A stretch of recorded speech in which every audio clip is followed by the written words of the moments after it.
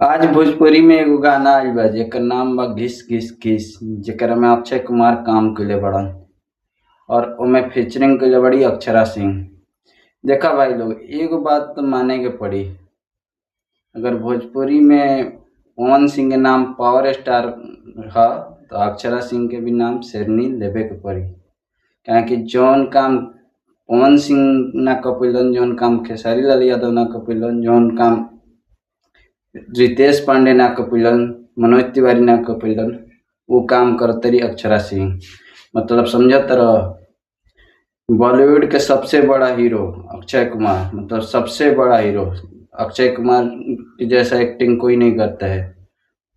भोजपुरी के सबसे बड़ा हीरो का काम करवावल भोजपुरी में, और भोजपुरी के गाना में डांस कइल, एकदम पूरा भोजपुरी, एक भी लाइन हिंदी के नहीं है, पूरा के पूरा प्योर भोजपुरी बा। ई बात समझत रह कितना बड़ बात बा, मतलब एकदम माइंड ब्लोइंग।